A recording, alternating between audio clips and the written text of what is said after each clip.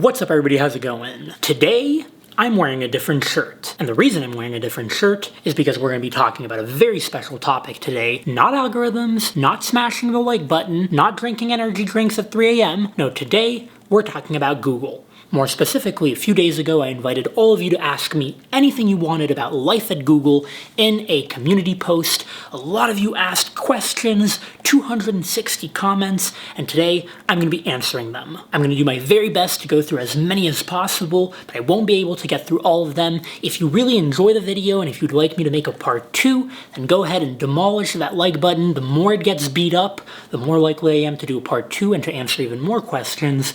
And with that, let's jump into it in no particular order. Oh, and I suppose I should clarify for those of you who might be new here, I worked as a software engineer at Google in the New York City office for 2 years, 2 months, and 8 days between May 2017 and July 2019, which is why I'm in a capacity to answer your questions. What position at Google did you aspire to move into? CEO. But more realistically, CEO. Okay, for real, either product manager or engineering manager, those were the two roles that I was kind of interested in and eyeing. I wasn't sure which one between the two, and of course CEO. Despite having so many perks and interesting stuff to work on, why do so many people end up leaving Google within 2 to 3 years? I'll give you 4 reasons why people might do that. Number 1, they're given a better financial opportunity. That's what I was given when I left Google for Facebook. Number 2, they want to pursue their own company. That's what I did when I left Facebook. Number 3, they just want something new. They want something different. And typically this is when people leave Google in favor of a smaller company. They just want a change of scenery, a change of pace. And number 4, some people just don't like it at Google. Some people have a bad experience. Some people just get sick of it after a while. They also want a change of scenery, but precisely because they don't like it at Google anymore. And that's why. Everybody's different. What is the most important skill you learned while at Google? So here, I think I'm going to have to say the skill of software engineering, just general software engineering. And if you want, I can more specifically say just learning how to write quality production grade code and knowing how to build complex systems. Maybe I can give you an analogy here. This is probably going to be a bad analogy, but when I joined Google, I was like a sponge. I knew very little about software engineering, but I was very eager to learn, and I was in the perfect environment to learn a ton about software engineering. And so every day I was this sponge. I was dumped in water with soap and grease. I told you this is a bad analogy, but I was dumped in all these liquids. I was absorbing them.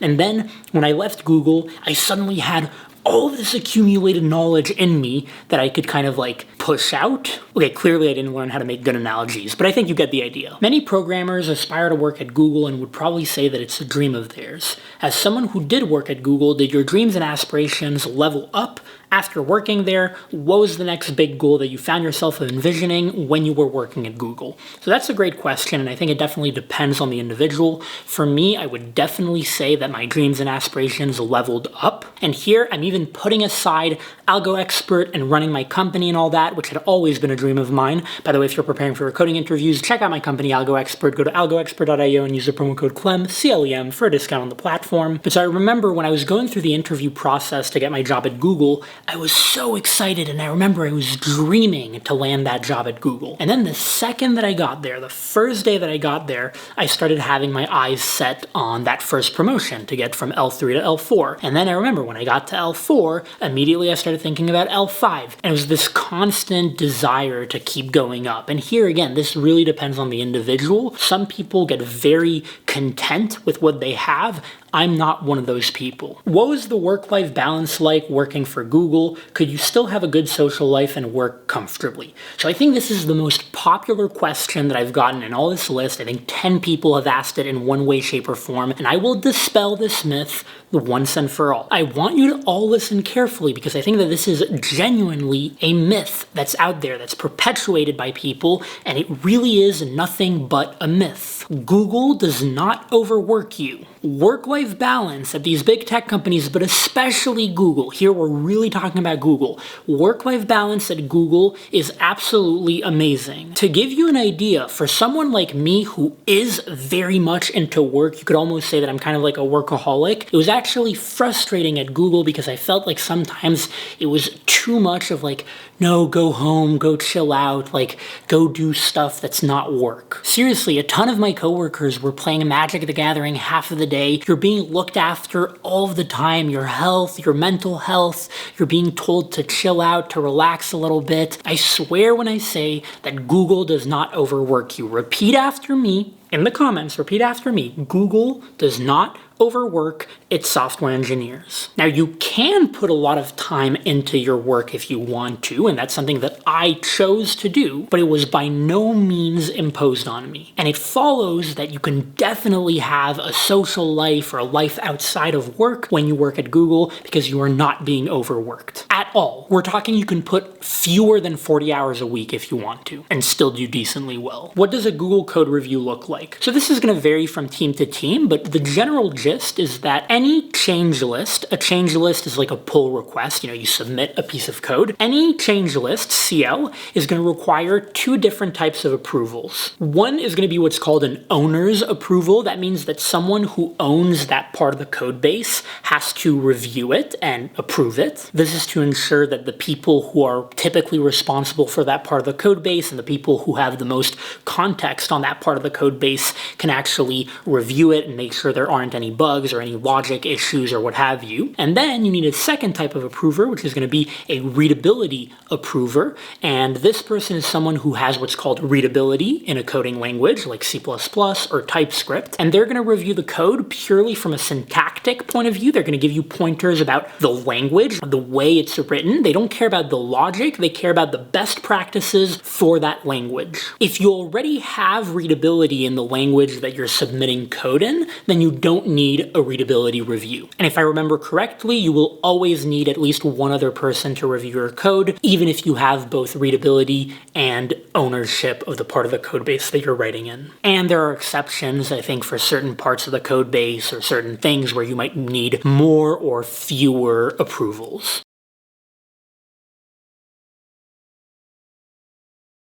What's the introduction process like when you first get hired? Do you get a mentor? Yes, you do get a mentor, and the mentor is not someone, or it's supposed to not be someone who you're going to be working super closely with. They might be on a completely different team, and they're certainly not your manager. They're just someone there to kind of help you when you're starting out, more from a navigating the workplace point of view rather than a I will help you with your work point of view. And then, at least in my experience, everybody on my team, my manager included, were super helpful at the beginning, really welcoming, and of course that's going to depend on the team, but that's how it was for me. And to be honest, for me, my team and my manager kind of replaced my mentor. Like, I didn't actually interact that much with my mentor, but I've heard from others who interacted a lot with their mentor, even for the first few months. How difficult or easy is it to switch to a team or product that you're passionate about inside Google?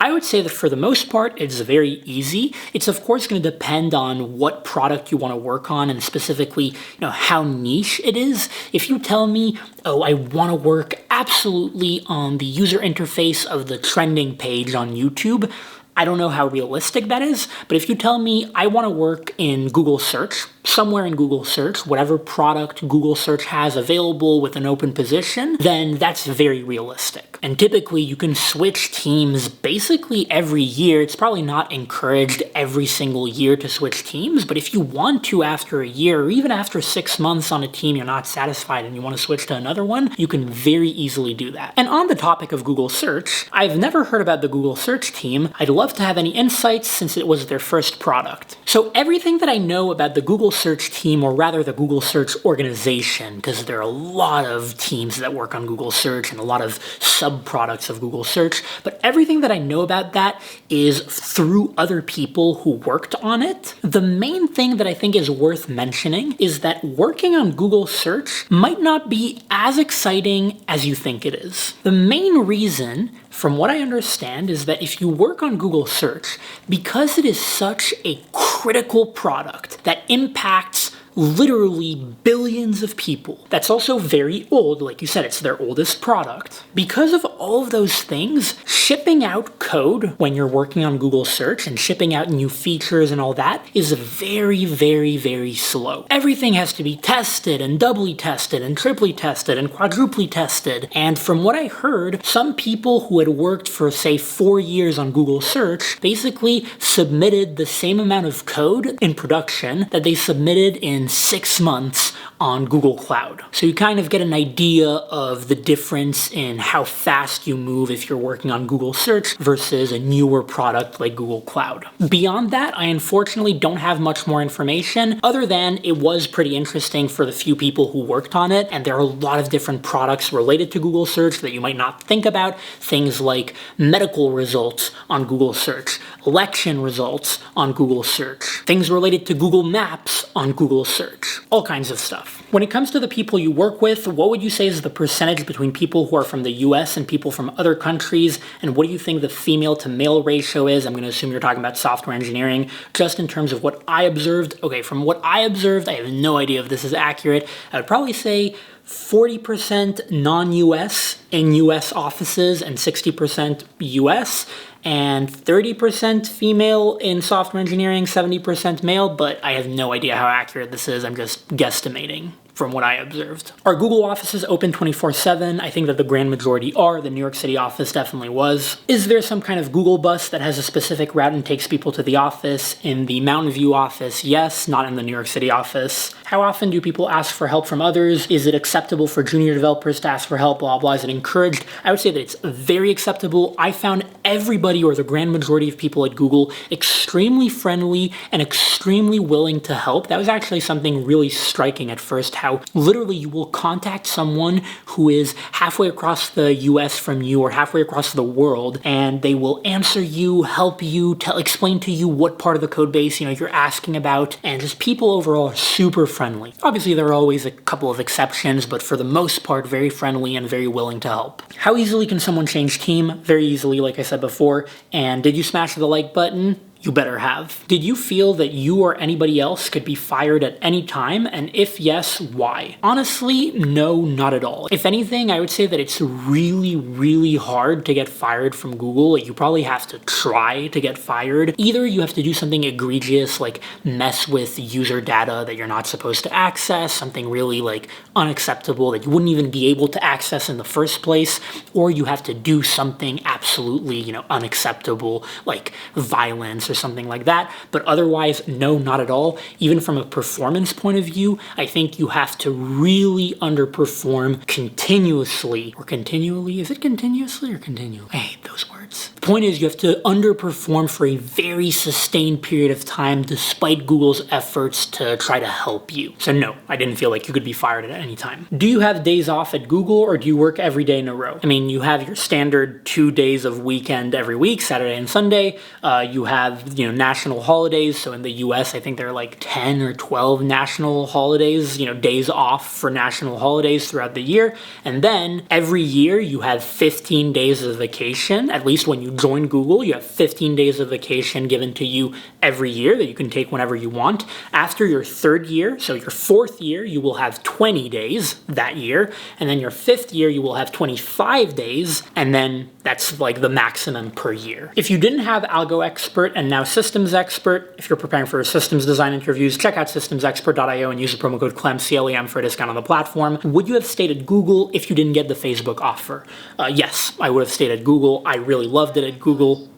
I'm in the video. Sorry, I was on FaceTime with my girlfriend and she interrupted me. What was I saying? Yes, I would have stayed at Google. I loved it at Google. I had a great job there, and I would have definitely stayed if I didn't have my Facebook offer and if I didn't have AlgoExpert. I've heard that since Google is so big, they rely heavily on scoring metrics to determine promotions, like from L4 to L5. I know you did well on that from your top 5% video, but can it cause any harm? For instance, coworkers who only chase a high score because they want to get promoted, etc.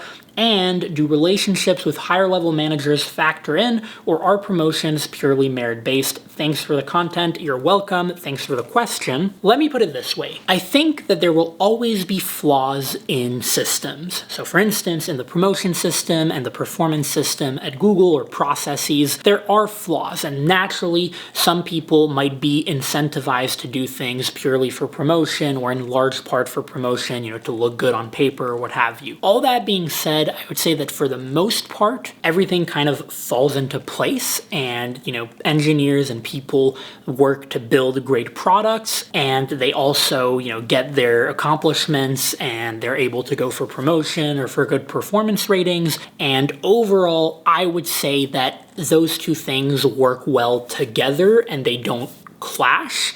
But some people might disagree here. And I think that it's really going to kind of depend on the individuals and the teams and so on and so forth. As for your relationship with your manager, yes, I would say that it definitely is very important, because at the end of the day, your manager is the person who has probably the most influence and the most power when it comes to your performance rating and your promotion. However, I would say that the Google process is extremely merit-based, and in no world is it such that if you're best buds with your manager, you're going to get promoted, but if you're not going to get promoted. No, it doesn't work that way. I mean, that would be like unethical by all accounts and measures, and it just doesn't work that way. Hopefully that kind of answers your question.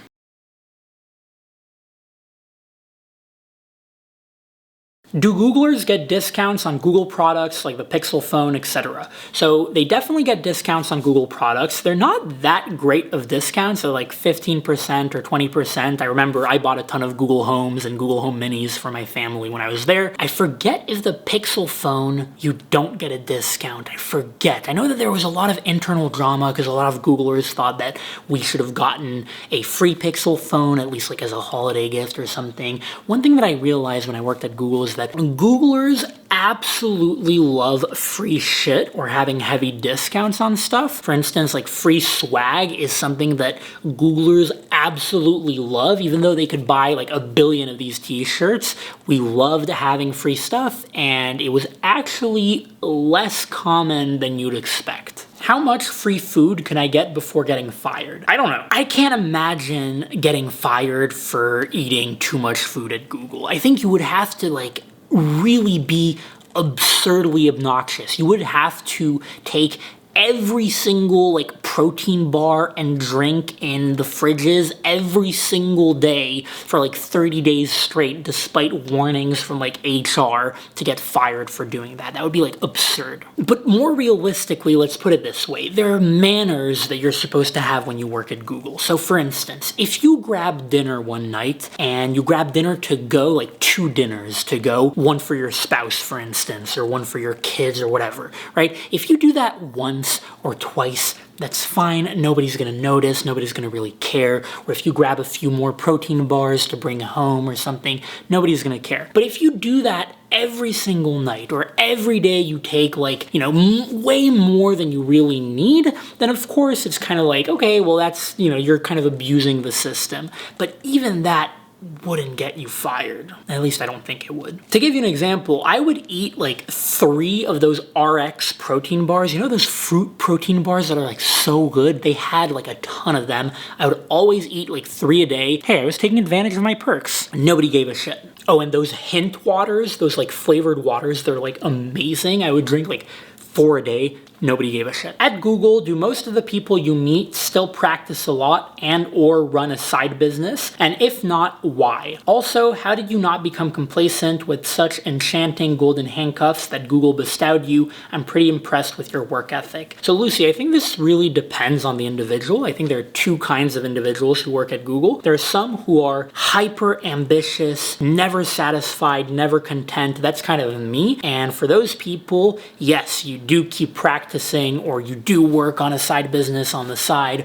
or you do strive for those promotions year after year, and that's just like who you are, you're driven, nothing's gonna stop you. Then there are other people who don't really give a shit about that, and they just wanna like enjoy life, or not necessarily enjoy, I enjoy life too, but they wanna like chill, right? And they're super happy with where they are at Google, whether they're L3, L4, or especially L5. Like you'll see that a lot in L5 engineers, because L5 is a senior engineer at Google. It's pretty tough to get. You're making bank at L5. You can easily be making like $450K a year at L5 or $400K a year. And at that level, you'll see a lot of people who are kind of like done. They're on autopilot. They're doing the minimum amount of work that they need to perform, decently well as L5 engineers, but yes, the golden handcuffs have taken over, and there's nothing wrong with that. Like, maybe that's what you want. Like, you have the dream, and you can live an amazing life, and you don't need to be like, go, go, go 24/7. So hopefully that answers your question. There are two different types of people, and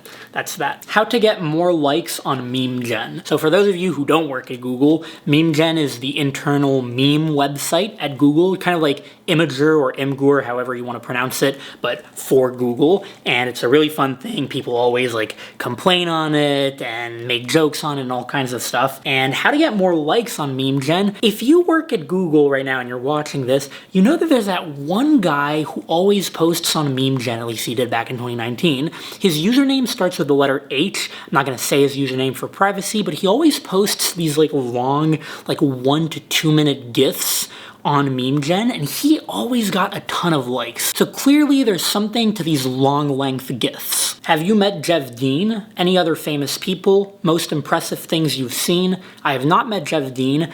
I've met Vince Cerf on 2 occasions. If you don't know who Vince Cerf is, he's basically one of the fathers of the internet. He co-created TCP/IP. He got the Turing Award. Go look him up on Wikipedia. And then for the most impressive things I've seen, I saw one guy who's been at Google for like 10 plus years who had, I forget, 17,000 CLs, like pull requests submitted into the code base. It's like, I forget if it was 17,000, but it was somewhere around that number. If you were the CEO of Google, what, if anything, would you try to change about its culture in order to give those who work there an even better experience?